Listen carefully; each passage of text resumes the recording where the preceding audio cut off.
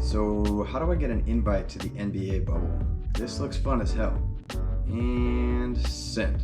Welcome to Bookmarked, everybody. Today we're going to be breaking down the best of the NBA's Disney bubble so far. We've already had some frat party beer challenges, new player hobbies, and some good old basketball bromances. So let's get right into it and see what you need to know about the happiest bubble on earth. In case you missed it, it was only a matter of time before a couple hundred 20 to 30-year-old athletes stuck in a resort turned their time together into a frat party. JJ Redick kicked off the fun when he posted a photo of his Bud Light next to an out-of-use water fountain. You know athletes have downtime when they're replying to people asking how many retweets it would take for them to do something, but he did, and within 12 hours, he'd already hit the 10K mark pretty easily. Being the professional he is, JJ then followed up on his promise with this epic video of him shotgunning this cleanly while sitting in the ice bath after practice. On his podcast, he claimed he could have done it faster if he would have just thrown it down like some of the other guys. But JJ, you're a 36-year-old dad. You've already exceeded my expectations. Let's chill with that. And also, JJ Redick is 36. Where the hell have I been? And after JJ started the trend, other guys in the bubble decided they had to get in the action too. I'd say Jordan Clarkson did a serviceable job here. I mean, it looks like he's done it before, but Royce O'Neal looked like he was drowning in the back. Are we sure he's okay? Can somebody check on him? Do we have an update on Royce? Is he good? Is he still drinking it? And then of course we have the shotgun champion himself, Meyers Leonard. I'm not sure how he got wrapped up into this. It kind of seems like he just wanted to show off that he drinks. I mean, this guy wants a Coors deal so bad. That, or he just wanted to show off that he went to college for 3 years. But I will say, this is pretty impressive. I have to give it to him. I think if we're gonna have to build an order here, clearly Meyers Leonard, then we go JJ 2, Jordan Clarkson 3, then 700 people and Royce O'Neal who's still drinking that beer. Next, we're taking a peek into PJ Tucker's quarantine shoes. At this point, it's pretty well documented that PJ is the NBA shoe collector GOAT, right? I think everybody can agree on that. But apparently he's carried that title into the bubble because, my goodness, this guy brought every pair of shoes he's ever seen with him. PJ, how many suitcases did it take for you to bring all of these? And how in the world do you think you're ever gonna have time to wear these? Is this like a 6 pair of shoes per day thing? The Rockets aren't even gonna be in Disney long enough for you to wear this many shoes, man. Troy Daniels pretty much wrapped up the extent of wearing these clothes out in public. You wear it to go eat your food. No, not even that. You wear it to go pick up your food, and then you head right back to your room. That ain't a summary of this quarantine, then I don't know what is. But then again, Troy's the same guy who brought these to the bubble, so...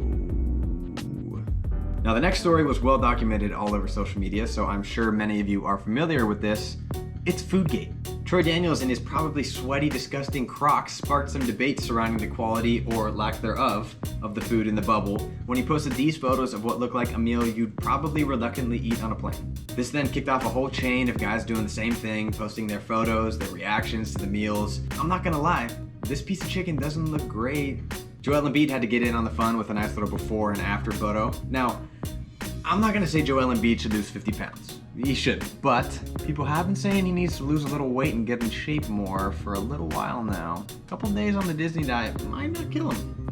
Now, whatever the NBA guys are complaining about though, the WNBA had it way worse. This looks not great. And what's even less great is their laundry room. Jason Concepcion said it best. You know you're in trouble when there's a mousetrap elevated on the wall.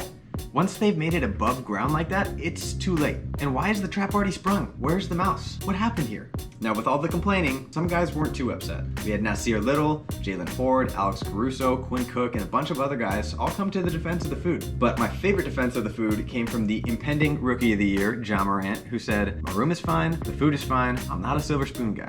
Good for you, Ja. But hey, at least the players are back to eating good. I mean, if this is what you're used to eating, I can maybe see how other food wasn't quite up to par. Okay, it's time to play some games. It's retweet or delete. First one today, I am retweeting the behind the scenes content we're getting from the players in the league right now. Whatever documentary that's gonna come out about this bubble experience is going to be incredible if this stuff is any indication of what's to come. While the Instagram stories content has been popping off as our most frequent source of information, the player vlogs have actually been awesome insights into what players are actually doing on a regular basis. Lakers big man and star of the show Shaq and a Fool, JaVale McGee started a series to document what he's been up to, and it was honestly pretty sad to see him have to say goodbye to his young daughter for months at a time. But that's the sacrifice these guys are going through, and it was cool to see him document that process. Troy Brown has seen an increase in his following after creating a vlog of his own. But the biggest winner of player vlogs during this bubble has hands down been Matisse Thybulle. We should have expected something like this from him after he absolutely murdered the TikTok game, but even this surpassed my expectations for him. If you haven't watched this already, I highly recommend doing so. He just seems like a guy that's really smart, really nice, and you'd want to hang out and be friends with them. But beyond the pure entertainment factor of this behind the scenes content, these videos are super useful for keeping us in the loop with what these protocols and procedures in the bubble look like. Every day, players have to take their temperature and record it in their health app before they do anything. And the bracelets they've all been given are used to make sure that players have done so before entering any main building, and they also double as room keys. This technology is sick. Why are we still using those stupid cards that you have to put in 20 times before taking them down to the front desk to find out they don't work, then go back up and try it again, and then you go back down and then you try it again. And then Another big winner for me thus far has been the Toronto Raptors. They've been crushing it with their behind the scenes content and how they've handled everything so far. This tour right here of the Raptors floor is a pretty awesome view of what the living situation is for teams, and it's cool that they had Masai Ujiri doing that tour to show us what's going on. I'm like super impressed by the branding job the Raptors pulled off. They took over this whole floor and made it theirs. If you're gonna be living somewhere for a few months, you might as well make it feel like home, and they crushed it with that. They've got banners, slogans, stickers everywhere. The Raptors also had framed photos of players' families waiting for them in their rooms, and they rolled in rocking Black Lives Matter on their buses, so they have been killing it so far. Next, I am deleting NBA golf. Now, at this point, everybody knows about Charles Barkley's slaughterfest of a swing. I cannot watch this without dying. It is so horrendous. Chuck, who told you to swing? Like, what? So it's not uncharted territory to see some bad golf come out of the NBA world, but wow. A lot of the footage we've seen so far has been pretty rough. Not Charles rough, but pretty rough. I mean, Korkmaz, what's going on here, bud? This is hard to watch. And this is what's so crazy about the difference between most sports and rotational sports like baseball and golf. These games can humble a person so quickly. Karras is a little more relatable. He at least looks like he knows what he's doing, kind of, but the fine motor skills just aren't there yet. With that said, it's not all bad in the bubble. Jason Tatum looks like a serviceable player here. He feels like one of those guys that could pick up any sport pretty easily, so that's not super surprising. I'm not gonna say this is the best swing I've ever seen. I'd say Steph clearly has the best swing in the NBA, but this is at least workable, although this may be a better representation of how things are going. But the real highlight of the golf game comes from Josh Hart, who pretty much sums up what it feels like to be an amateur on the course. Cheers to going and playing golf just so you can drink outside and while being miserable trying to play a sport that you're not very good at. Next, I am retweeting NBA bromances.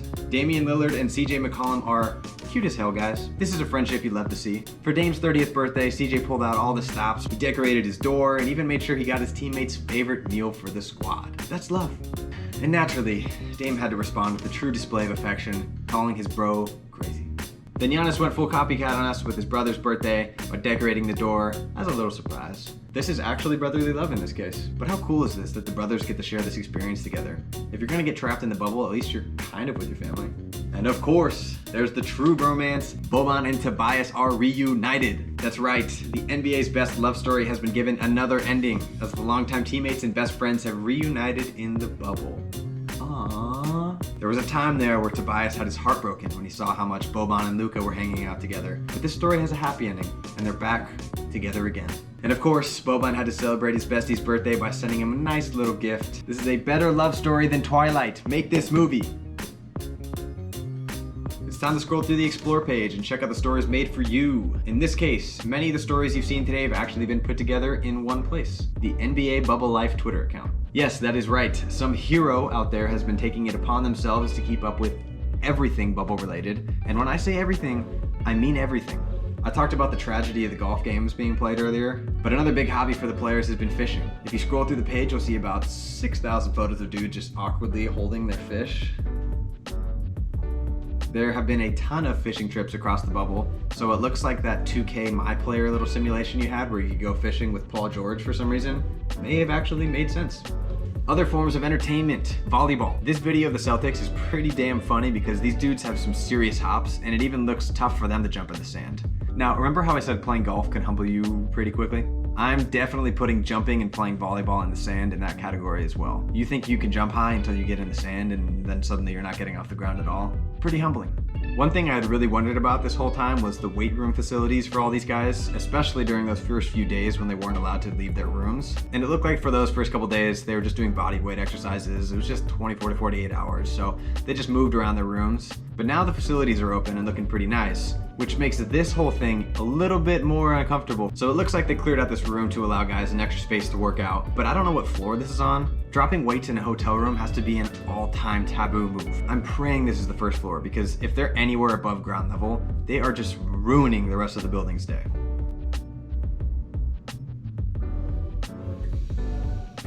We also have our fair share of gamers in the bubble. Nikola Vucevic has his own arcade game in his room with this PlayStation F1 setup. Jealous. And now we're back to Frat star Myers Leonard. There is so much going on here. First impressions, nice setup. Big TV, nice supplies. But okay, here we go. First question, when does it become okay to have a photo of yourself as your background? Like, at what level of fame is this okay? Because it's totally cool to feel yourself. Everybody should be proud of what they're doing. But if you're using a photo of just you standing there in your oversized cargo shorts and white tank, it doesn't quite hit home the same as if you're rocking a photo of you in your NBA jersey. So is that the line? Professional athlete? Or if it's artsy enough, does that count? I don't know. Someone needs to give me a ruling on this. I don't know where we stand with just you as your background, unless it's something like really meaningful or really cool. Somebody's got to weigh in here. So from all of that, it's pretty safe to say that there's plenty for guys to do, which is what makes it so much funnier that there's a whole phone line dedicated to telling on guys doing things they're not supposed to be doing. The so-called Snitch Hotline, as it's been dubbed in the media, has apparently been popping off after a slow start. I do want to say quickly though, I don't know if I'm in love with the Snitch Hotline title. It's awesome from a fan's perspective, I mean I think it's hilarious, but it's also detrimental to the actual process of getting guys to use it. There's a huge no snitch culture that exists, and guys like John Morant have already said they won't be using it no matter what. It's not there for stupid little things, for sure, don't go snitching on people for dumb stuff like that, but it should be used when actually necessary. So it's a shame that some of these guys aren't going to do it just because it's called the Snitch Hotline. But on the other hand, some guys definitely aren't going to have a problem using it, and people weren't afraid to start guessing who that person would be. Here's a hint for you. It's Chris Paul. Everybody pick Chris Paul. CP3 is going to see somebody with a mask slightly pulled down with a single quarter nostril showing for 3 seconds and he'll be all over it. You got to keep in mind this is the same dude who got a delay of game foul called on Jordan Bell in a game at a crucial moment by exposing him for having his jersey untucked. No one is safe from this guy. Dwight Howard apparently was a victim of one of these calls, not necessarily CP3's, but again, never ruling it out. But then Dwight had to go and pull the final straw by saying he didn't believe in vaccines. Just when he was looking like he might be coming back around for people, he had to go and do this. Unreal. Then we've got good old Jimmy Butler, who had a noise complaint against him after a security guard was called to investigate a pounding sound.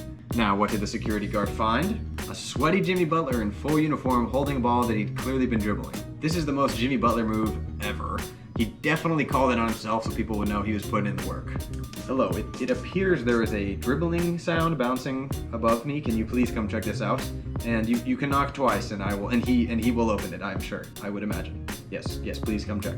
With the camera, please. Thank you. We've also allegedly already had our first bubble invite. My favorite part about this though is how quickly people went through this girl's profile to figure out who had invited her. Turns out Montrezl Harrell follows her, so he was an early suspect, but I've also seen other people make full 2-minute videos analyzing past pictures of hers to see that she was at a Lakers game, but too high up in the stands to have been invited by a player, and that somehow landed us at Jason Kidd as a suspect. I don't know. This was inevitable, but guys could have at least pretended they had enough patience to wait a week. Here was another fun one depending on the team you support. Kelly Oubre tweeted the following message telling players that they could order Postmates as long as they picked it up from the front entrance. 2 days later, Richaun Holmes was forced to quarantine for 8 days after crossing the NBA borderlines to pick up food, to which Kelly Oubre responded with, "Never mind, LOL." He set my man Richaun up. The Twitter detectives love this one. Look, NBA, let me talk to you for a minute here. All we want is the transcripts. We just want to see what people are saying. Now, the one guy that we've been asking to see something from is the one guy who has not provided anything. LeBron. He must have started his no social media during the playoffs routine early, which just sucks for us, because everyone's been asking to see the food he's eating and the room he's staying in, because we know he's not getting the same treatment as everyone else. Where's our king? Okay, it's time to play it forward and look at how these athletes have been using their platform in the bubble to make an impact outside of the game. Some players are making an impact with what they're wearing. Damian Lillard and Terry Stotts rock their Equality and Black Lives Matter shirts respectively. Simple, but effective, as was this powerful shirt by Spurs coach Greg Popovich, who's been very vocal about his support for the Black Lives Matter movement. The NBA Players Association also announced they would be partnering with Russell Westbrook's clothing line, Honor the Gift, to make shirts for all players looking to voice messages that weren't approved for their Orlando jerseys. I love this. And some players are making an impact with what they're saying. Jeremy Grant conducted an interview in which he finished every answer with a message about Breonna Taylor and the fact that her killers are still free and working in force. Names on the back of the jerseys weren't enough for Jeremy, and this was impactful. And then some players are making an impact with what they're doing. Power couple Drew and Lauren Holiday have announced they're donating the remainder of their game checks this season to a variety of charities across the country, including Black-owned businesses. That's up to $5.3 million that could potentially be going to charity. Incredible stuff from the Holidays and athletes all over choosing to use their platform. I've said it every time, and I will say it again, never shut up and dribble. Thank you everybody again for tuning in for another episode. Be sure to stay tuned for more episodes of Bookmarked, and you're not going to want to miss our newest podcast coming soon. My good friend and former grad school classmate Tim Carter and I will be keeping you up to date with the latest and greatest in sports and entertainment on our new show, What's Poppin'. We are so pumped for this, so please be sure to follow us on Spotify and Apple Music so you don't miss anything. Appreciate you all.